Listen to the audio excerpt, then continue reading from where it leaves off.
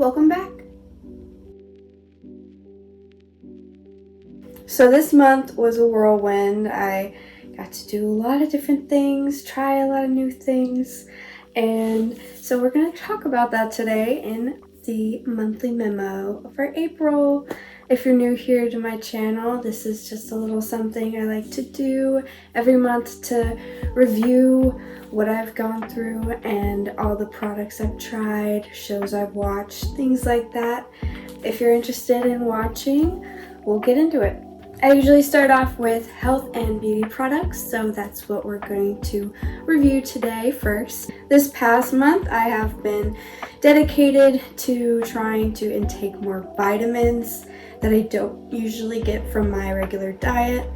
Now, even though this is something I have implemented personally into my routine, it is something that might not benefit you and something you should consult with your doctor first. I've been comparing brands recently, but I really just stick to Nature Made on its own.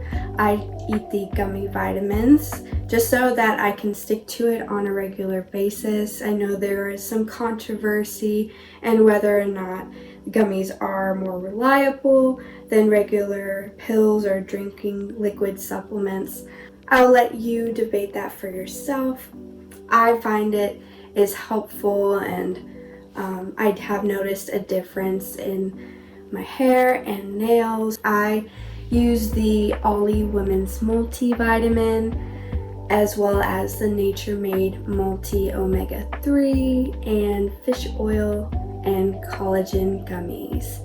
Now, they are supposed to help support many things as well, so like bone health, immune health, energy metabolism. But overall, if you do look at the ingredients, one of the ingredients in the first line is glucose, so I'll just let you know to take that into account to your regular diet and kind of stay back on consuming high levels of sugar. The next product I would like to mention is this beauty product right here, the Too Faced Waterproof Better Than Sex Mascara. I had to use this specifically this past month for a lot of activities, including water.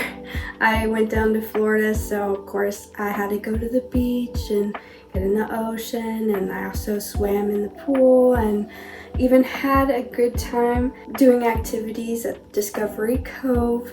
So if you want proof that this mascara works, which it does, you can catch that in action in my April vlog, which will come out next week. Now, I was on a sort of break. I know a lot of students, people had their own kind of spring break last month, and one of those things that you can't really avoid while on vacation is shopping. So I had a little spree and I personally bought just a few things, but the one product I really want to mention in this video is a hair and body mist spray. This is Lait de Coco. I got it from Urban Outfitters, and this is the bigger bottle. They also had just a regular perfume of this scent. I decided to go with this one because it had more fluid ounces, so the price was just perfect for it compared to the small perfume. And I'm just gonna spray this already because it smells that good. You don't have to focus on any area because it is kind of like an all over body spray. It smells just like coconuts, and I've gotten a few compliments on it whenever I wear it. The next product I would like to review is a hair product from Briogeo, however that's pronounced. It is the Charcoal Coconut Oil Micro Exfoliating Shampoo. Now, I wouldn't recommend to use this too often, maybe every other wash. It's meant to be used every few washes, and I will say I haven't used enough of this product to really determine its effectiveness. As you can see, it's still pretty full, but I'm kind of mixed review on this. I don't know whether it's helping my hair or not. I feel like my hair has been shedding a lot more frequently even after this use, maybe even more so. So I don't want to finalize my opinion right now, but I will say I have a lot less flakes that I noticed in my hair from use, so who knows, it's a toss-up with this one. Let me know in the comments if you use this product and what you think of it. That was it for the beauty section. Next is entertainment, and entertainment is the wonderful category of music. I feel like this year has been non-stop so far with the release of music. I've already covered Jennifer Lopez, Ariana Grande, and even Olivia Rodrigo in some of my earlier videos this year. And I'm also going to be singing. I'm also going to be seeing Madison Beer perform live at her spinning tour sometime this May. Expect a vlog from that soon as well. And you know, it seems there's a lot more great music to come. I have it on my notes. I'm going to go through it. It's just kind of never ending. And I'm sure I won't cover all of them, but these are the artists that I'm really looking forward to the most. So first up is Camila Cabello. She released her new single, I Love It, March 27th. And her album CXOXO is supposed to come out sometime this summer. The release date hasn't been provided, but I fully expect to give that a listen whenever it does come out. Then there is Dua Lipa with Radical Optimism. She's been doing lots of interviews and promotion for this album. I'm so happy for her. She's even going to not only host SNL, I think tonight, which I'm filming this on Saturday. She is going to also be performing for me, so I can't wait to watch that. She released her single Illusion and the whole music video to that, which is great. If you have not watched it, it is a piece of art in itself. It came out April 11th, and her album will be released May 3rd. Next is Sabrina Carpenter. She has been taking off on the charts with her newest single, Espresso, which came out the day after, April 12th. And I think she's supposed to also be working on her next album, which doesn't have a release date either. So I will be keeping up to date on that because I loved her last album. I feel like everybody did. Of course, the one and only Taylor Swift came out with her new single and album same day, April 19th. The song was Fortnite, which featured Post Malone. I loved the background and information and history that went into composing the video, and I guess her whole album of Tortured Poets Department. It's really interesting if you haven't read about the research that went into the process of making the album. Then there is Billie Eilish with her Hit Me Hard and Soft album. She will also be touring for. She's released snippets of music so far from the album, not a whole lot, but that will come out May 17th. I've already pre-ordered a CD of hers, one of the Paint Splash editions, which I thought was a really cool marketing promotion. Her just splattering paint all over to make one-of-a-kind albums. I thought that was really neat. I also bought tickets to see one of her shows. It was a pretty penny, not gonna lie. I might not go, I might resell, who knows. I will keep you updated on that, but if I do go, it will be sometime in October. I won't tell you the specific details, but if I do go, I will definitely share the experience.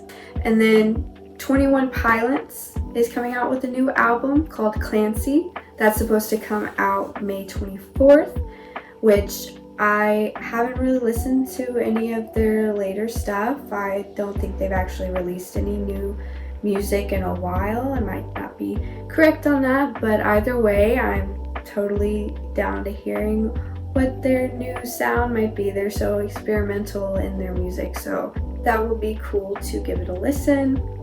Quickly following that, May 25th, one of my favorite artists, Nathy Peluso. She hasn't put out an album in 4 years, which it's great to see that she wants to return to the spotlight. Her new album, titled Grassa, like I said, is going to be out May 25th. I will definitely do a review on that as well. I'm super excited to hear her new music, as well as others which I may have left out in this video. Like there is speculation of new albums for Haley Steinfeld and also Kaylee Lucas and others. If you are excited about some artists and albums that are coming out this year, 2024, comment down below. I'm curious to see what you have to say. So in my last monthly memo, I had just started watching American Idol and The Voice, and I have kept up with all the episodes. I'm right on track with the regular scheduled airing, and I will say I think I'm liking American Idol more this season than The Voice. I can't put my finger on why, but I really do enjoy the contestants this season and watching their journey so far. Just in case you aren't caught up, here's a little spoiler alert. The top 8 for American Idol are Abby Carter, Amy Russell, Jack Blocker, Julia Gagnon, Kenna Faith Breinholt, Tristan Harper, and Will Mosley. Now, they have just been improving every week. I will say I do kind of favor the guys this season more than the girls. Just something about the country artists, they're really taking a stand for their genre. I love Will Mosley, and I love Jack Blocker, and I love Tristan Harper, their voices and their covers of each song. I mean, Will Mosley did Johnny Cash just last week, and it was one of my favorite Johnny Cash songs, so I really liked his rendition. I want it to be on Spotify so I can play it on repeat. It's that good. I will say I don't have a front runner or someone who I think is going to win. They're all too good, and it's really anyone's game so far. If you have a favorite singer that you've been rooting for the whole journey, I'd love to see it in the comments. Who have you been voting for? You know what? I think I take back my earlier comment. I think the reason I'm enjoying American Idol a little more this season is because of the live performances.